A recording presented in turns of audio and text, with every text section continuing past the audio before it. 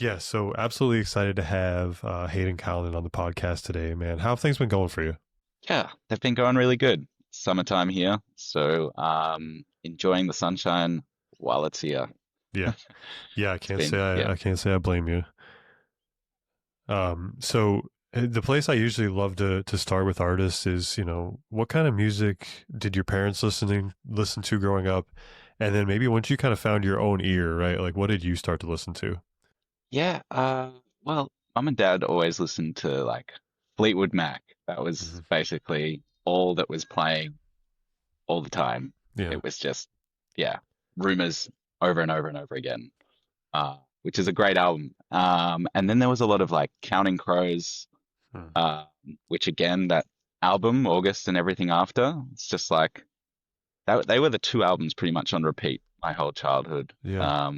And you always knew when, I guess, people were coming round because mum and dad would chuck on that album, and then you knew, like, all right, we're having people over. So it was Right. that, and then, I mean, there were plenty of other things, but those two albums in particular definitely stand out as the family favorites.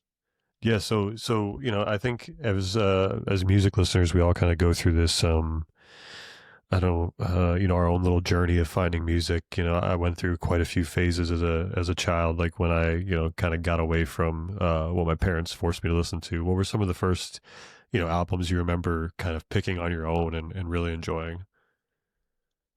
Um, I think probably my favorite growing up was this Australian band called Powderfinger, and they had an album called Odyssey Number Five. Hmm. I don't know if that made it over to your side of the world or not. They were kind of a big Aussie band, but they never really broke overseas. So, Yeah. yeah, I think that was probably the standout album for me. I think every song on that record was just standout, and I still Hmm. listen to it today. I come back to it all the time.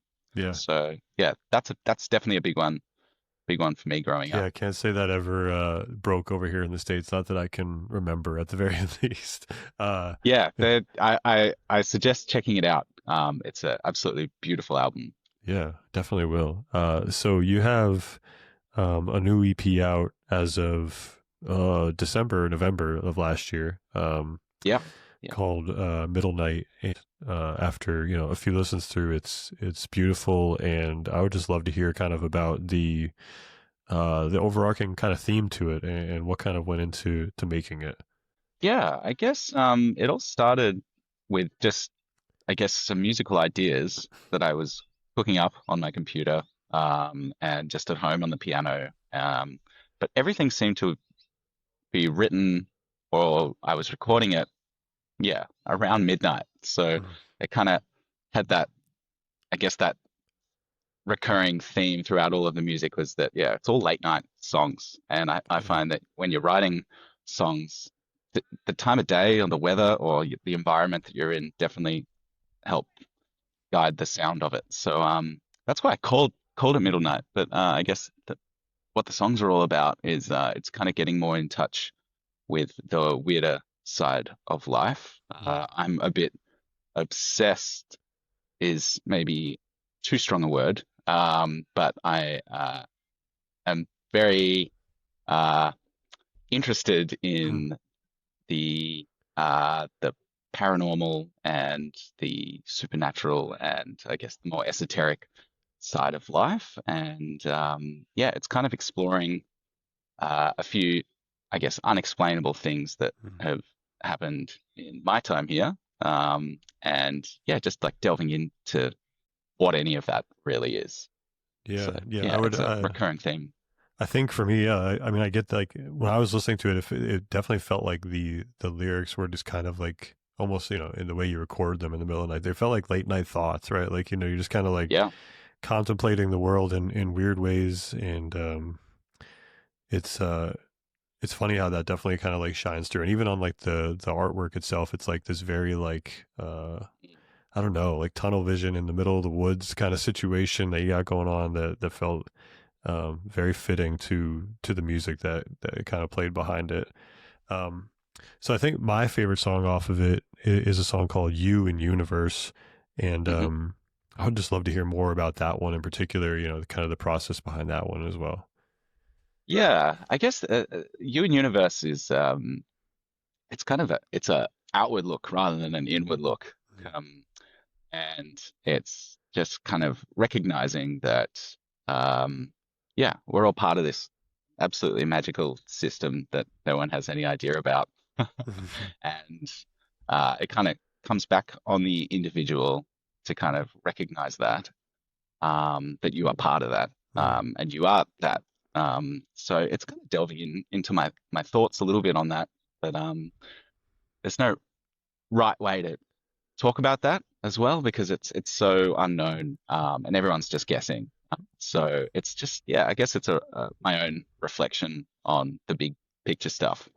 yeah, and it's so funny too because like it's so easy as a human to get so caught up in like the micro, the minutia of like your day to day, and like it is just this end of the world type scenarios for things with them. When you kind of zoom out and realize like like not to really put a dark look on it, but none of it really matters that much in the the grand scheme of the universe and the world. It is like a very like humbling experience if you could really kind of think Yeah, about it, right? yeah, we're less than a blip. Yeah, less than a blip on a dot in the Yeah, middle of yeah, nowhere. It's a yeah, very very odd experience to say the least. most So certainly.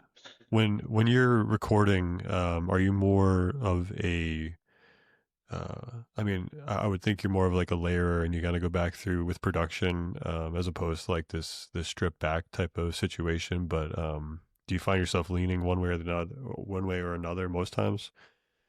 Yeah, I think all my songs kind of start quite stripped. Whether it's just mucking around on my piano or or a guitar or just singing a melody over and over that seems to be looping in my head. But Hmm. when it comes to creating them, I kind of go in as fresh as I can, and each song I probably record about 4 or 5 different versions of the same song, just until I feel like the world is fitting. And then I'm always keeping in mind the body of work that it's sitting on, how they're going to connect and be cohesive, because Yeah, I'm very much an album listener and I mm, want to create that for people, yeah, for those that appreciate it. So yeah, I, it tends to be I'll make a version and then I'll make another version. I'll make another version and I'll find the bits or the little pocket of it. I'm like, that feels right. And then I'll take that and expand it. Um, and I try not to get the demoitis, which I used to get a lot. And I work with artists all the time, and they kind of bring in this demo for me to help produce and record, and then they'll get this demoitis thing, and I'm just like, I'm trying to stay away from that because I mm, feel like it's a trap. yeah, yeah. The Yeah. ear fatigue can really like you start to overanalyze a lot of things. I'm super appreciative of like the album piece though, because I think that's something. I don't think it's like a lost art by any sense of the imagination, but I feel like it's very easy to get lost in like song to song to song and not listen to the entire body of work that the artist kind of intended to. I know, especially for me this year, like that's something I'm like really trying to focus on is this um really trying to sit and listen to a whole album, right, and really Hmm. take the time to be in it and understand it, or at least try to. Yeah. Um, because it's in the way the world works, it's very easy to get lost in in a song here, a song there, and next thing you know, you haven't listened to an album in a minute. Um, so Yeah. you've been making music for quite a while now. Has your approach to how you make music and put it out changed over time, or is it kind of stayed the same for the most part? No, it has. It's certainly changed over the years. I think when I started, I had no real idea of of any process. I Mm, was just making it. And I come from a film background, and I was studying film at university, and kind of became this token sound guy yeah. in the course. Like, tended to do a lot of sound design, and kind of got obsessed with the sonic world of film rather than the visual side of film, and that kind of led me into the production skills just from playing around with, you know, um, sound design for film. So when I started, there was very much a focus on just getting super nerdy and super weird with the sounds. And Yeah. then as it's progressed, it's less and less and less. It's way more raw. I just kind of do one take of something like a vocal, like for instance, a vocal thing. And if it feels right, I'm not going to go back and try and make it sound any better. If Yeah. the feeling's there, I'm just like, yep, that's good, and leave it. Whereas in the past, it was definitely like try and try and try. But I think that's also just a development of skills. Like when I was starting, I was honestly I was pretty shit. Like I didn't I didn't really have a clue how to do anything, and I had no training or anything like that. I was just making it Yeah. and fell into the world of music. So now that I'm in it, it's yeah a totally different approach, Yeah. and I hope What it keeps a evolving too. yeah. What a amazing thing though to be able to like kind of, have this hindsight where you're like, I wasn't that great at it, but in in ways that we all can grow and understand ourselves a little better. Like we're never as good as we're never good the first time around as we are, the 100th, 200th time around. So um Yeah, I to be tend to able to tell people like when if someone's like, "Oh, you play music? Can I hear some?" And I try and guide them. It's like you can, but don't listen to anything before 2017 around right. about. Yeah, start Anything start before then, here. That's so yeah, you might funny. get the wrong idea. So, That's so funny. yeah, I think yeah, that's a lot of humbleness on your end, but I mean, yeah, um I think it's cool that, even I'm sure even with like the way, you help artists produce their own albums, that kind of gives you this own insight to how maybe you want to produce things or have things sound um in certain ways, I guess. Has release yeah. day gotten easier for you over time, right? Like I'm sure maybe not even the So first time much. around, right? But Yeah. No, it has the I'm not glued to analyzing it Mhm. anymore or like watching what's happening with it. I'm just thankful that it's finally out and I Mhm. can step away from it. In a way, Yeah. it's kind of my part is done, and now people get to enjoy it, and that's exciting. Uh, but not nerve-wracking in the slightest. Yeah. I kind of just I get really excited about it, if anything. And yeah, it's funny with releases because there's such a build up and time after something's finished before it comes out, and you've already moved on to the next Mhm. body of work, or I've got at the moment I've probably got about 12 tracks kind of Right. ready, Yeah. more or less, that are like waiting to come out. So my brain's already in the next phase. So yeah, release day is just another day, and Yeah. but it's a good day for those that want to hear the Yeah. music. So I think for me, like, having no real true background in the industry, I think that was like a big surprise for me, is realizing how long artists mm, would like sit on just fully like ready to go albums or songs, and just like before they released it. And like that was a complete revelation to me, that yeah, that I could see that like why release day it'd be kind of relieving in a way to have it out there, like, yeah, if you're happy with it however it's received, I mean, that's was never going to be for you to decide anyway, right? um that's right. Uh, It's so it's funny too because you sit with it when it's done, and all that time passes, and I have to stop myself from going back and yeah. listening to it because Hmm. you'll want to make changes and Hmm.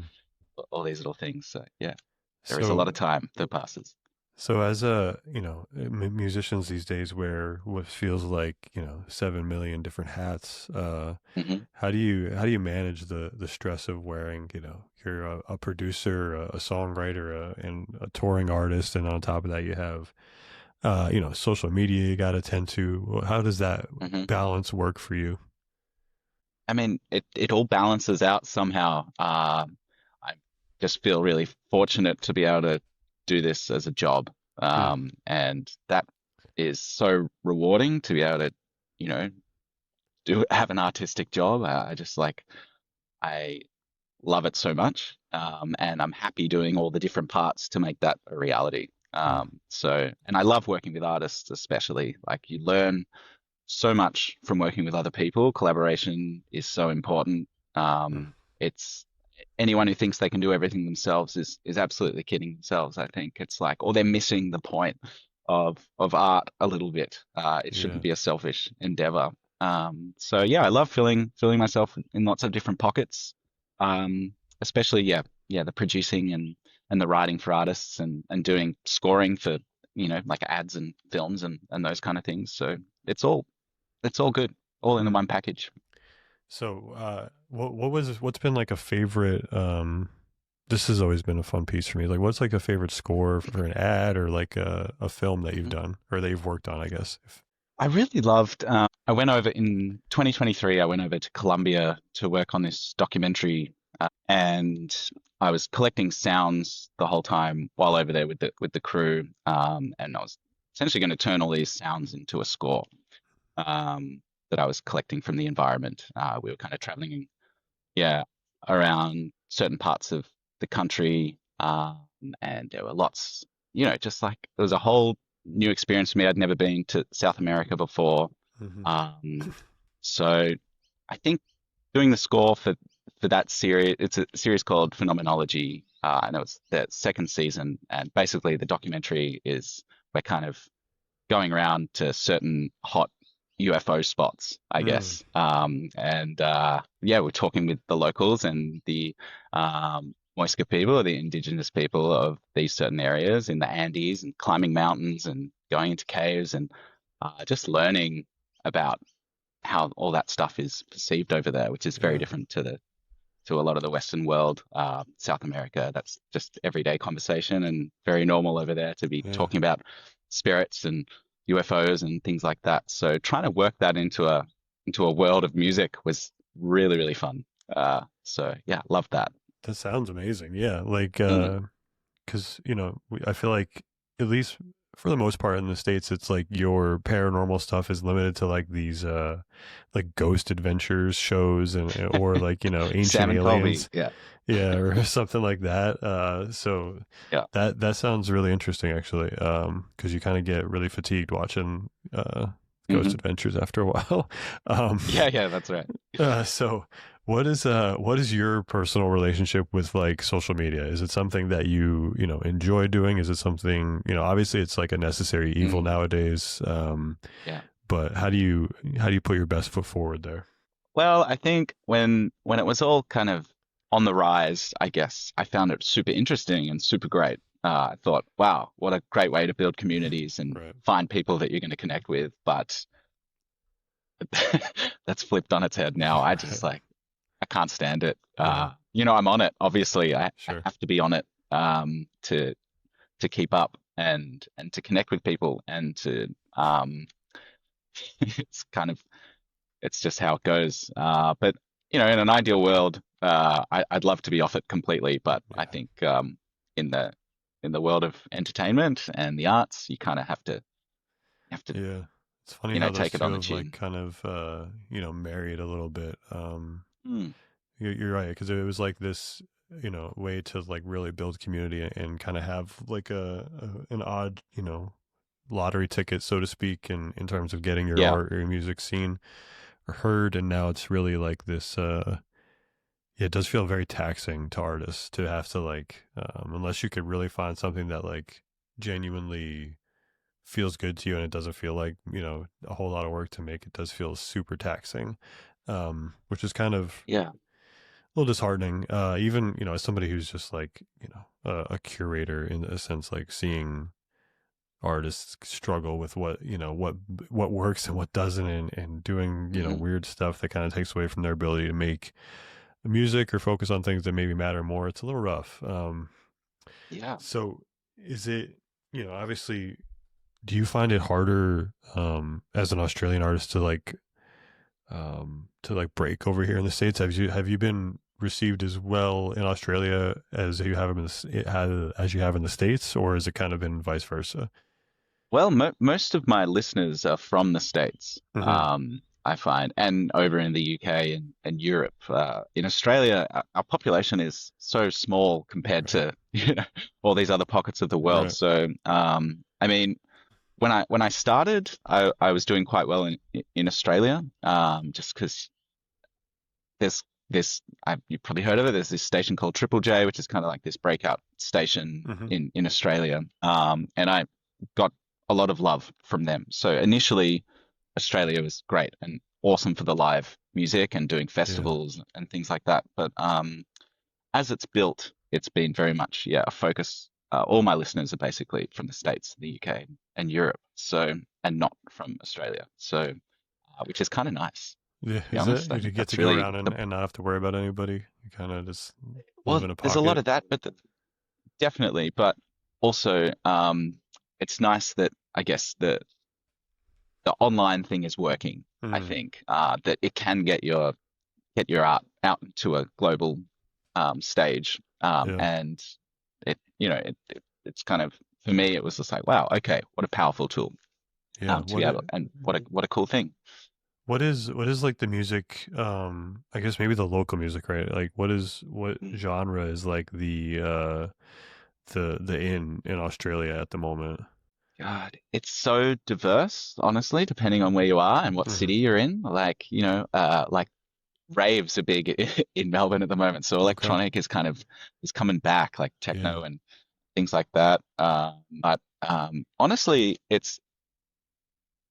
I guess I'm only talking from a Melbourne and maybe Sydney perspective, but they're just like other pockets and other cities, like let's say Berlin or New York. There are scenes, and it doesn't really matter what you're doing. There's going to be Sure. an audience here Yeah. for it.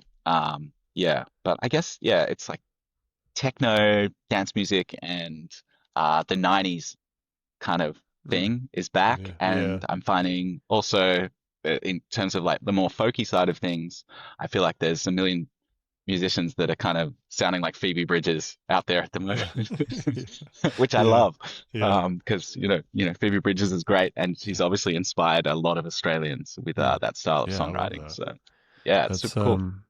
so a question that has become a favorite of mine that I like to kind of get into is if you were like teaching a music class, what are like three, four, five albums that you would have as required listening for the class? Oh You know, wow, personal to that's a your great taste. question. I mean, they'd have to be pretty I mean, it's so hard. Five is so hard. It's tough. Yeah. But if I had, yeah, if I guess from a teaching point of view, um, yeah, this is a tough question. I can't even think of one that I would have to actually give this some thought, Matt. Yeah. But yeah, I can't get one off the top of my head that is like that's a must. Yeah, I mean, you're good. Like I said, it's all personal to your Yeah, particular taste, right? It doesn't have to be, this wide-ranging cover of musical history, but maybe just Hayden Calnin history. yeah. Well, I think one particular album, definitely, I think, which is important for people who love albums, um, is by a British band called Nora and the Whale, and the album is called The First Days of Spring. Hmm.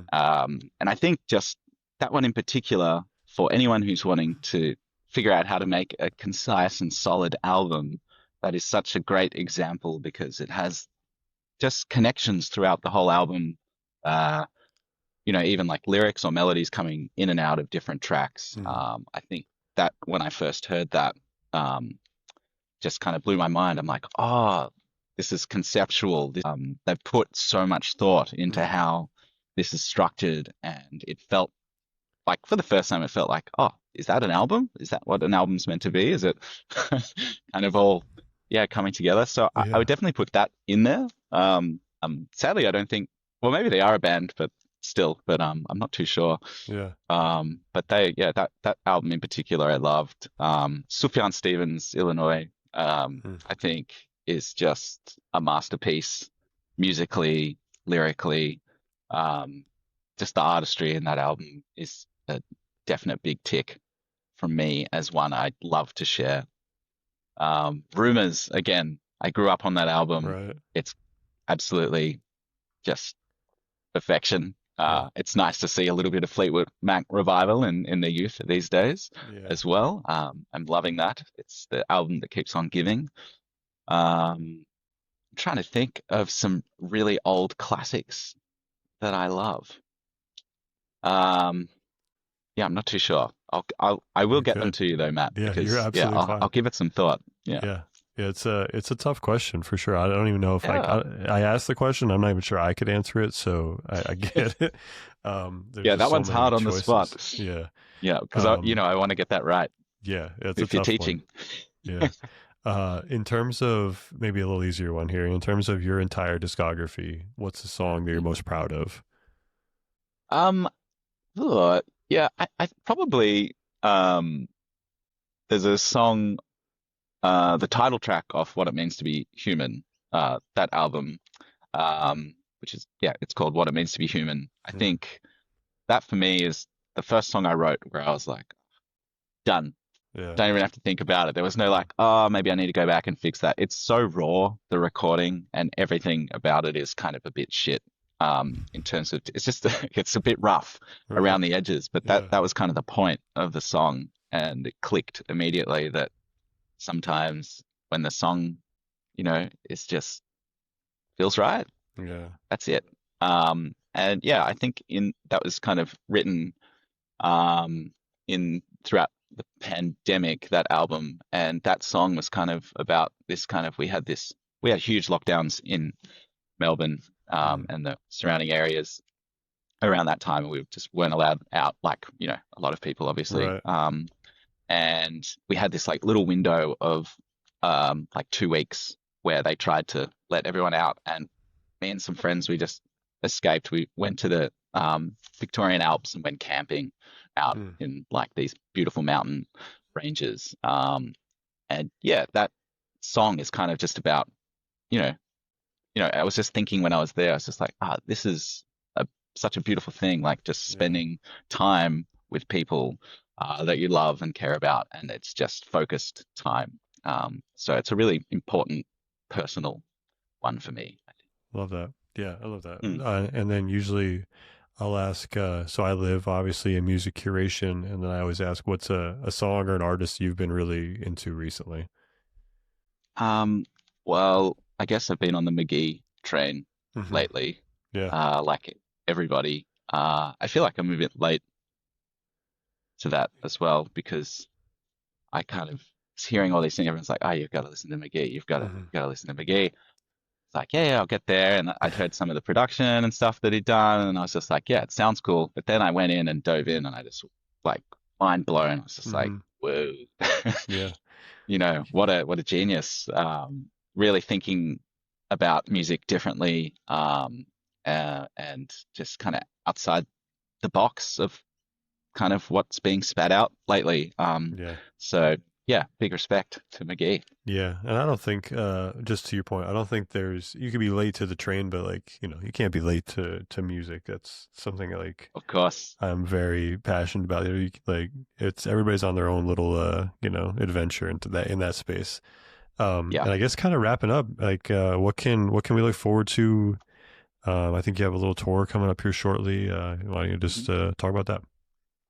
Yeah. So I'm coming over in a couple of weeks, in the start of Feb.